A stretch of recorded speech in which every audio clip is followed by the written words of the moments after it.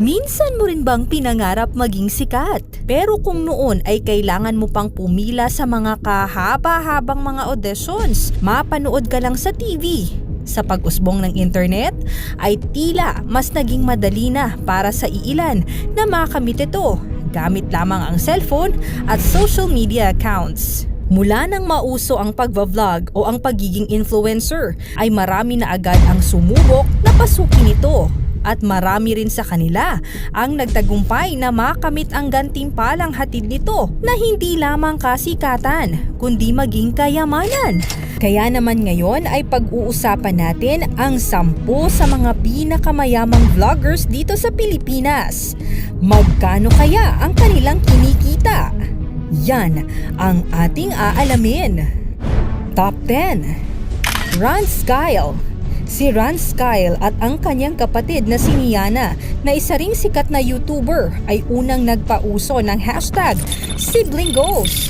Sa mga unang taon ni Rance sa kanyang channel ay nagpo-post lamang siya ng mga dance videos kasama ang tropa nitong Chexer hanggang sa dumating ang taong 2015 nang una siyang nagpost ng kanyang sayaw kasama ang kanyang kapatid na si Niana. Sa pagkakataong iyon ay umagaw ng pansin ng viewers ang kanyang channel at naging dahilan para makilala siya hindi lamang dito sa Pilipinas maging rin sa ibang bansa. Na kumikita lang naman ng 405,000 pesos to 6.47 million pesos kada buwan. Kaya naman sa ngayon ay full-time YouTuber na si Rance na madalas mag-upload ng mga wholesome contents kasama ang kanyang mga kapatid at pamilya.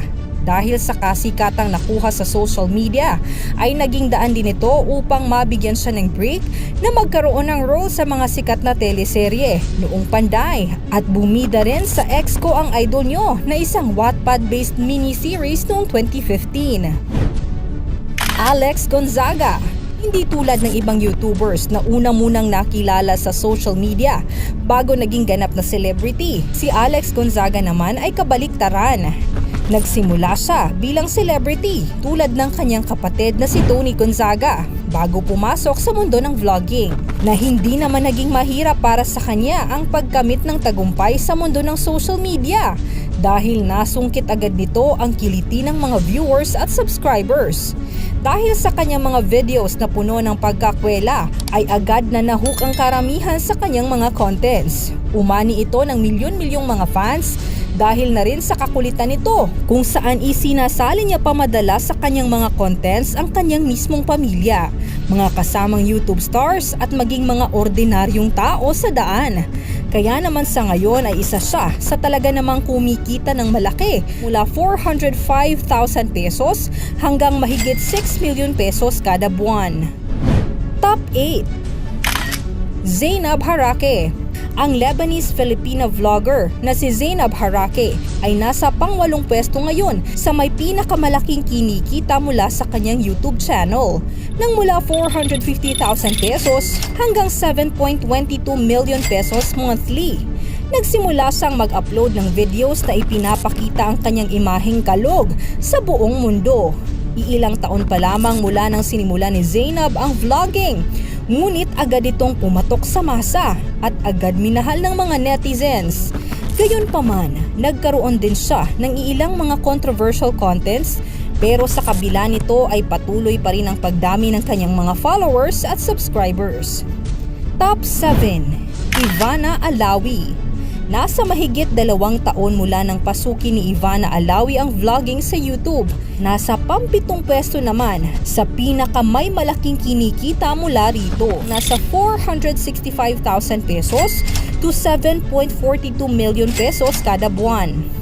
Ang Filipino-Moroccan model and actress ay madalas nagpo-post ng kanyang contents na may kinalaman sa lifestyle, entertainment at mga beauty vlogs.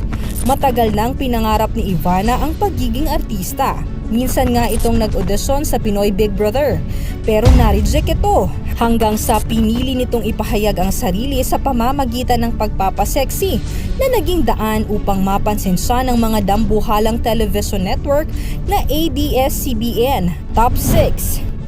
Niana Guerrero.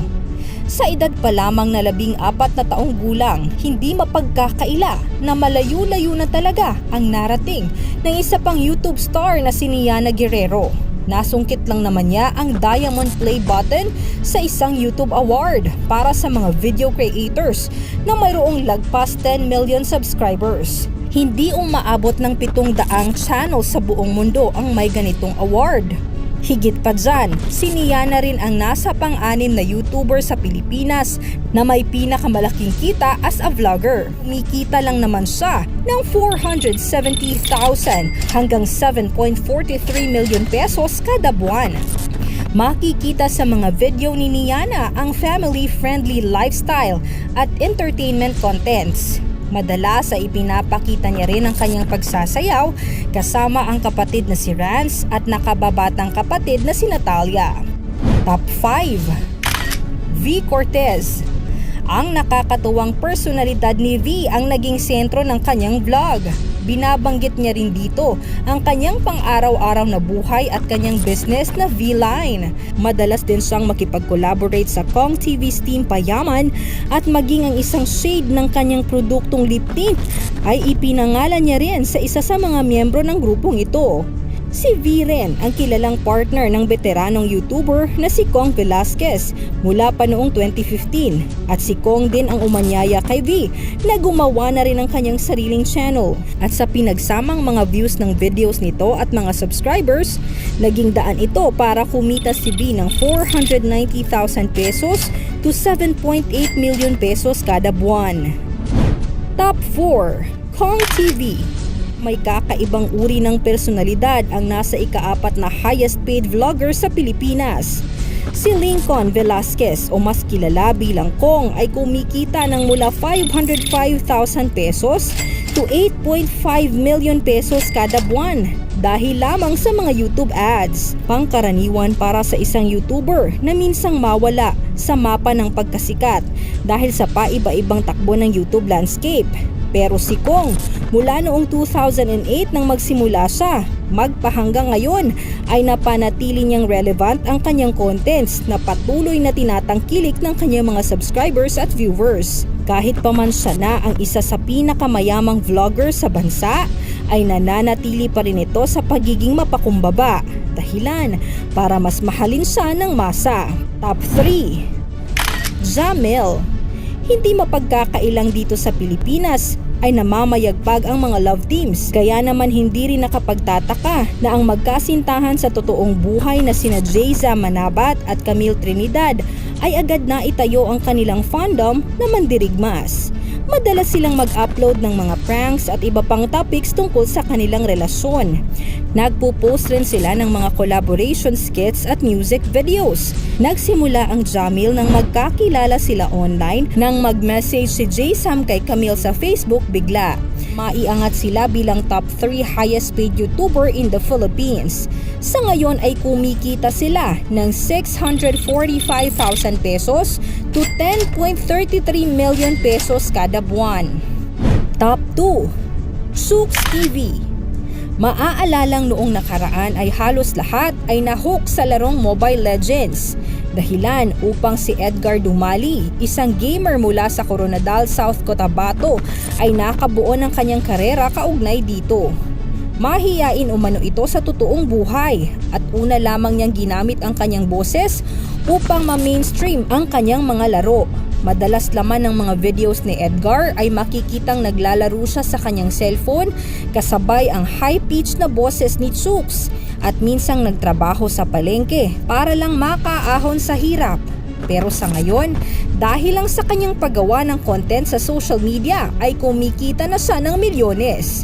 Kaya naman sa ngayon ay nagsisilbi ang kita niya sa YouTube bilang pangunahing pinagkukunan ng pangangailangan ng kanyang buong pamilya.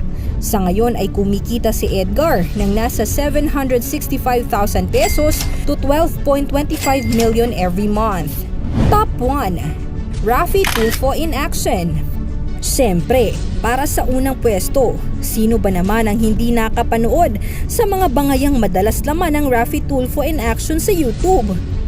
Nakuha agad ni Raffy Tulfo ang pagtangkilik ng masa dahil sa ginawa nitong programs na naging paraan upang mapadali para sa isang ordinaryong tao ang paggamit ng hustisya mula sa pang-aabusong naranasan nila.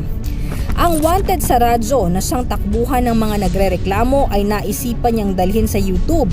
Dahilan para humakot ito ng milyon-milyong viewers mula sa iba't ibang panig ng mundo.